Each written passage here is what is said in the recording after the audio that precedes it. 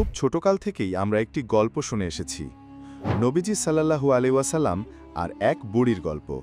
এই বুড়ি প্রতিদিন নবীজির মসজিদে যাওয়া আসার পথে কাঁটা বিছিয়ে রাখত, আর এসব কাঁটা পায়ে বিধে নবীজি ভীষণ কষ্ট পেতেন। গল্পটি এত বেশি প্রচলিত যে জীবনে একবারও গল্পটি শোনেননি এমন মানুষ খুঁজে পাওয়া মুশকিল। এমনকি একসময় বই পুস্তকেও স্থান পেত এই কাহিনী। কিন্তু নবীজির পথে কাঁটা বিছিয়ে রাখা এই নারীর পরিচয় কি? রাসূল সাল্লাল্লাহু আলাইহি ওয়াসাল্লামের সাথে তার শত্রুতা বা সম্পর্কই বা কী ছিল? এসব বিষয় নিয়ে আলোচনা থাকবে আমাদের আজকের ভিডিওতে। তাছাড়া এই ভিডিওতে আমরা এমন কিছু তথ্য তুলে ধরব যা অনেকেই এড়িয়ে যেতে চান, কিন্তু আমরা মনে করি যা সত্য তাকে এড়িয়ে না গিয়ে বরং সেটা তুলে ধরাই ইসলামের আসল শিক্ষা। শুধু দর্শক, রাসূল সাল্লাল্লাহু আলাইহি ওয়াসাল্লাম ও বুড়ির গল্পের পেছনে লুকোনো এমন কিছু তথ্য আমরা তুলে ধরব যা আপনি আগে কখনো শোনেননি। বিস্তারিত জানতে শেষ পর্যন্ত থাকুন আমাদের সাথেই। কাঁটা ছড়ানো বুড়িকে নিয়ে প্রচলিত গল্পটি এরকম। আল্লাহর নবী সকালে ঘুম থেকে উঠে মসজিদে যেতেন নামাজ পড়তে। রাসূলের এক প্রতিবেশী বুড়ি ছিল। বয়সের ভারে সে এতটাই নুবজু ছিল যে সে ঠিকমতো হাঁটতেও পারত না। লাথিতে ভর করে কোনো রকম সে হেঁটে বেড়াত। বুড়ি হয়ে গেলেও সে ছিল খুব দুষ্ট প্রকৃতির। আল্লাহর নবীকে সে ভীষণ অপছন্দ করত। নবীজি সাল্লাল্লাহু আলাইহি ওয়াসাল্লাম প্রতিদিন ভোরে নামাজ পড়তে মসজিদে যেতেন। এটা বুড়ির কাছে মোটেই ভালো লাগত না। সে রাতের অন্ধকারে মসজিদে যাওয়া আসার পথে বড়ই গাছের কাঁটা বিছিয়ে রাখত। নবীজি সাল্লাল্লাহু আলাইহি ওয়াসাল্লাম যখন সেই রাস্তা দিয়ে মসজিদে যেতেন, তার পায়ে কাঁটা বিঁধে যেত আর তিনি খুব কষ্ট পেতেন। দূর থেকে এই দৃশ্য দেখে বুড়ি খিলখিল করে হেসে উঠত। মনে হতো তার উপর যেন শয়তান ভর করেছে। আর এভাবে প্রতিদিন সে নবীজিকে কষ্ট দিত আর নিজের অপবিত্র আত্মাকে প্রশান্ত করত। তো এটা ছিল ওই বুড়ির রোজকার অভ্যাস। তাই প্রতিদিনই নবীজিকে কাটার ব্যাপারে সতর্ক থাকতে হতো। হঠাৎ একদিন নবীজি লক্ষ্য করলেন ওই পথে কোনো কাঁটা বিছানো নেই। তিনি খুব অবাক হলেন, কেননা বুড়ি যেদিন থেকে এই পথে কাঁটা বিছানো শুরু করেছে তারপর থেকে একদিনের জন্য সে বিরতি দেয়নি। নবীজি ভাবলেন হয়তো কোনো কারণে সে আসতে পারেনি। অতঃপর দ্বিতীয় দিনেও নবীজি দেখলেন সেই পথে কাঁটা নেই। এবারও তিনি খুব অবাক হলেন। অতঃপর তৃতীয় দিনেও রাসূল সাল্লাল্লাহু আলাইহি ওয়াসাল্লাম দেখেন সেই পথে কাঁটা বিছানো নেই। এবার তিনি বুড়িকে নিয়ে শঙ্কিত হয়ে পড়লেন। এমন তো হওয়ার কথা নয়। তাকে রোজ রোজ কষ্ট না দিলে যে বুড়ির পেটের খাবার হজম হয় না, সে আজ 3 দিন ধরে রাস্তায় কাঁটা দিচ্ছে না। আল্লাহর নবী বুঝলেন নিশ্চয়ই তার কোনো বিপদ হয়েছে। তিনি বুড়ির বাড়িতে গিয়ে তার খোঁজখবর নেয়ার সিদ্ধান্ত নিলেন। নবীজি সাল্লাল্লাহু আলাইহি ওয়াসাল্লাম যখন বুড়ির বাড়িতে গেলেন, তিনি দেখলেন তার আশঙ্কাই সত্য। বুড়ি ভীষণ অসুস্থ হয়ে বিছানায় পড়ে আছে, আর তার সেবা করার মতো কেউ নেই। ফলে বুড়ির কষ্টের কোনো সীমা ছিল না। নবীজিকে দেখে বুড়ি প্রথমে ভড়কে যায়। সে ভাবে হয়তো মুহাম্মদ সাল্লাল্লাহু আলাইহি ওয়াসাল্লাম প্রতিশোধ নিতে এসেছেন। ভয়ে তার মুখ রক্তশূন্য হয়ে পড়ে। নবীজি সাল্লাল্লাহু আলাইহি ওয়াসাল্লাম তার মনের এই অবস্থা বুঝতে পারেন এবং তাকে অভয় প্রদান করেন। তিনি বলেন, আমি তোমার সেবা করতে এসেছি, তোমাকে কষ্ট দিতে নয়। অতঃপর নবীজি সাল্লাল্লাহু আলাইহি ওয়াসাল্লাম বুড়ির সেবা করতে লাগলেন। দিনরাত সেবা করে তিনি বুড়িকে সারিয়ে তুললেন।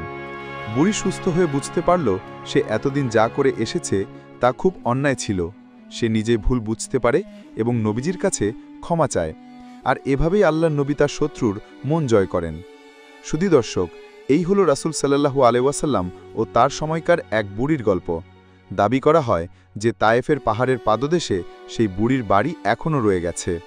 এমনকি যে বুড়ই গাছের কাঁটা সে বিছিয়ে রাখত, সেই গাছটির গুঁড়িও এখনও রয়ে গেছে। আমাদের দেশ থেকে যে লক্ষ লক্ষ মানুষ হজ করতে সৌদি আরবে যান, তাদের একটি বড় অংশ তায়েফ ঘুরে আসেন। দেশে ফিরে এসে তারা বলেন সেই বুড়ির বাড়ি এবং বুড়ই গাছের কাঁটা তারা নিজের চোখে দেখে এসেছেন। কেউ কেউ জায়গাগুলো ভিডিও করে নিয়ে আসেন এবং নিজের ফেসবুক বা ইউটিউব পোস্টে দিয়ে বলেন, এই সেই বুড়ির বাড়ি, নিজের চোখে দেখুন সেই বাড়ি, এই সেই বড়ই গাছ, ইত্যাদি ইত্যাদি। মজার বিষয় হচ্ছে, তায়েফের ময়দানে বুড়ির বাড়ি এবং বড়ই গাছ নামে যে জায়গাগুলো দেখানো হয় তার সম্পূর্ণটাই ভুয়া। কথাটি শুনে আপনি হয়তো অবাক হচ্ছেন, কিন্তু এটাই সত্য। তায়েফে রাসূলের জীবনে এমন কোনো ঘটনাই ঘটেনি, বরং রাসূলের পথে কাঁটা বিছিয়ে রাখার বিষয়টি মক্কার ঘটনা।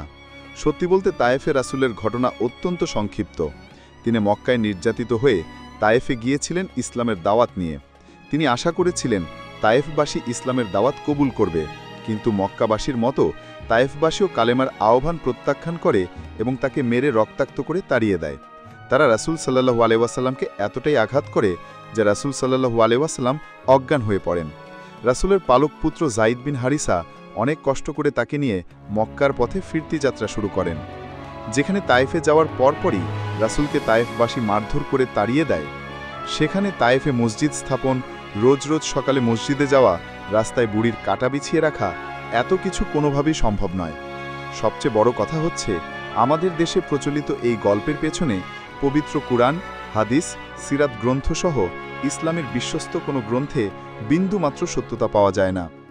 বরং বাস্তবতা হচ্ছে, মদিনায় হিজরত করার আগ পর্যন্ত রাসূলের বাড়ি ছিল মক্কায়। তিনি মক্কায় নিজের পৈতৃক বাড়িতেই বসবাস করতেন এবং নামাজ পড়তেন কাবা ঘরে গিয়ে। মক্কা থেকে তায়েফের দূরত্ব ১২০ কিলোমিটার। ১২০ কিলোমিটার পথ পাড়ি দিয়ে নামাজ পড়তে রাসূল তায়েফে যেতেন, এটা সম্ভব নয়। সুতরাং তায়েফের পাহাড়ের পাদদেশে সেই বুড়ির বাড়ি, ১৪০০ বছর পরেও সেই বাড়ি অক্ষত থাকা, সেই বড়ই গাছের অস্তিত্ব এখনও রয়ে যাওয়া, এগুলা সম্পূর্ণ বানানো গল্প ছাড়া আর হাজিদেরকে তায়েফ ঘুরিয়ে এনে টাকা হাতিয়ে নেওয়ার ধান্দা ছাড়া আর কিছুই নয়। তায়েফের ময়দানে বুড়ির গল্পটি যে বানোয়াট, এ ব্যাপারে অনেক ইসলামিক স্কলাররা মুখ তুলেছেন।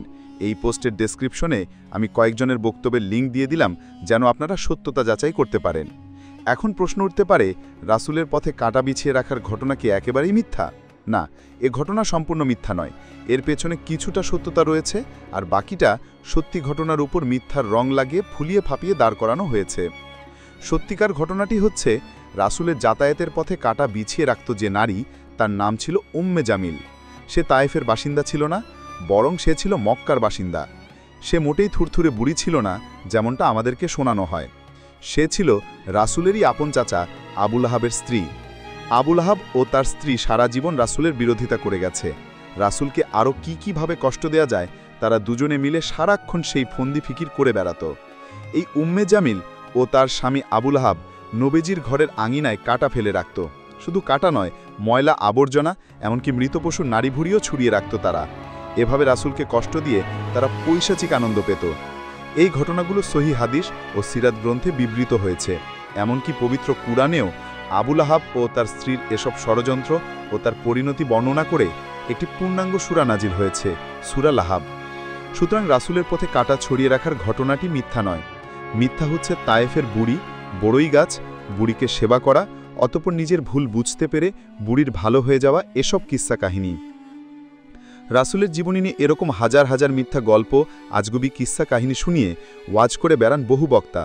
ইদানিং ইউটিউব ও ফেসবুকও সয়লাভ হয়ে গেছে এরকম কিস্সা কাহিনী দিয়ে। এসব মিথ্যা গল্প পরিহার করে পরিশুদ্ধ ইতিহাস তুলে ধরতে সকলের প্রতি আমাদের আহ্বান থাকবে। শুধু দর্শক, রাসূলের পথে কাঁটা ছড়ানো নারী উম্মে জামিল ও তার স্বামী আবু লাহাবের শেষ পরিণতি ছিল অত্যন্ত ভয়াবহ। এই পৃথিবীতেই তাদেরকে ভোগ করতে হয়েছিল ভয়ঙ্কর পরিণতি।